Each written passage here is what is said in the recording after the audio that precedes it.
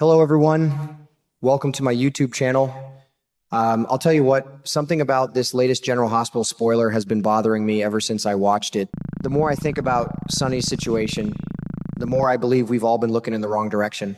I've watched enough soap operas over the years to know that when the writers leave even the smallest crack in the story, they're usually getting ready to pull the rug right out from under us.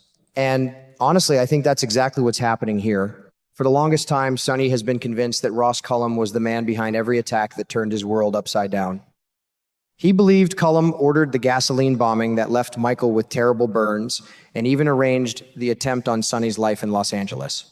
When Sonny finally shared those suspicions with Carly, I couldn't blame her for looking stunned. Those are enormous accusations, and after everything their family has endured, anyone would want to know the truth. What really caught my attention, though, was Sonny's own admission that Brick never had concrete proof. He had confidence. He had a gut feeling. But that's not the same thing as evidence. Folks, those are two very different things. I've seen enough mysteries in Port Charles to know that a strong hunch can send everyone chasing the wrong person while the real villain quietly slips through the cracks. The moment Sonny admitted there wasn't any hard evidence, my whole perspective changed. Suddenly, I started asking myself a different question. What if someone wanted Sonny to blame Cullum all along? That would be one clever way to stay invisible. While Sonny poured all of his anger and attention toward one dangerous enemy, the real mastermind could have been standing safely in the shadows, waiting for the perfect moment to strike again. That's why I don't think this story is over, not even close. If another attempt is made on Sonny's life after Cullum is already out of the picture, everything Brick believed could come crashing down. Every assumption about the penthouse fire, the gasoline bombing, and the Los Angeles attack would deserve another look.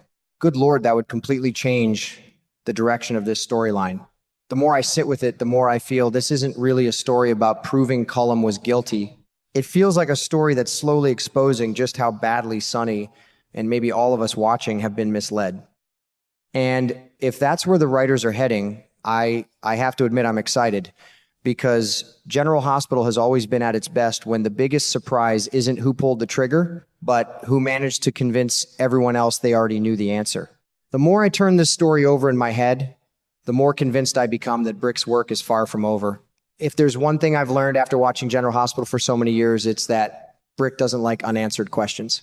He's the kind of man who keeps digging until every loose end has been tied up. Right now, though, there are simply too many loose ends for him to ignore. Sonny may believe he already knows who his enemy is, but Brick has to know that believing something and proving it are two completely different things. If he starts pulling on one more thread, I wouldn't be surprised if the entire picture changes before our eyes. What keeps bothering me is how quickly everyone accepted Cullum as the obvious villain. Sure, he was dangerous. Sure, he had every reason to create chaos. But just because someone looks guilty doesn't automatically make them responsible for every terrible thing that happened. That's a mistake people make all the time, both in real life and in Port Charles. Once one name becomes the favorite suspect, every new clue somehow gets twisted to fit that theory. Before long, nobody even bothers asking whether they're chasing the wrong person. That's exactly why I think Brick could stumble onto something much bigger. Maybe he'll uncover financial records that don't add up. Maybe an old phone call will suddenly become important. Or maybe someone who has stayed quiet for months will finally decide it's time to talk. However it happens, I have a feeling another key player is connected to these attacks, and that person has managed to stay comfortably hidden while everyone else focused on Cullum. If that's true, then the real mastermind has played this game almost perfectly. And then there's Valentine Cassadine. I'll be honest, that's the name I just can't get out of my mind. I'm not ready to point a finger at him and say he's behind everything, but I also can't ignore how strangely he fits into this mystery. Every time Valentine is involved in a major storyline, there's always another layer beneath the surface. He rarely says everything he's thinking, and he almost never reveals all the information he has. That's part of what makes him such a fascinating character. When Sonny talked about Cullum, I paid close attention to Valentine's reaction. It wasn't dramatic. It wasn't emotional. In fact, that's exactly what made it stand out to me. Sometimes the quietest response tells the biggest story. I kept asking myself whether Valentine knew something he simply wasn't ready to reveal. Maybe he recognized a detail Sonny overlooked. Maybe he already knows someone else was involved, but has his own reasons for staying silent. Or maybe he's waiting for the right moment because exposing the truth now would put someone else in danger. In Port Charles, secrets always come with a price, and Valentine knows that better than almost anyone. The writers also made one decision that I find incredibly interesting. They intentionally refused to give us solid evidence against Cullum. Think about that for a minute.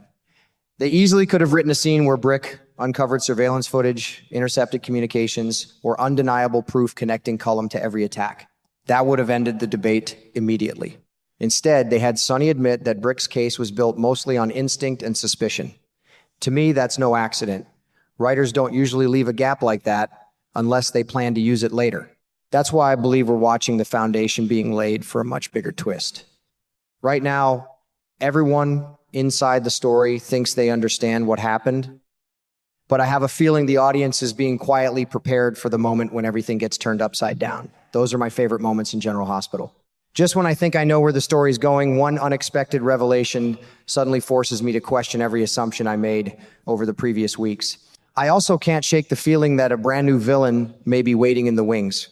Port Charles has always been full of dangerous people, but every so often the show introduces someone who completely changes the balance of power.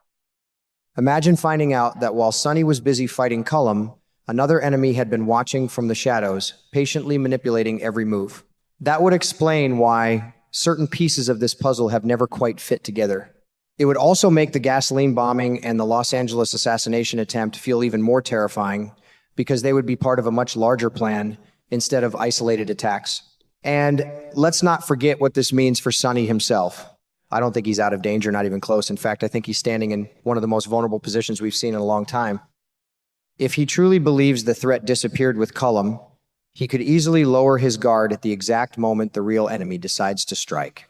That's the kind of cruel irony General Hospital has delivered many times before, and it always makes for unforgettable television. If another assassination attempt happens, everything changes overnight. Brick would have no choice but to reopen every investigation. Carly would realize her instincts were right to question the evidence. Sonny would be forced to admit he may have trusted the wrong conclusion.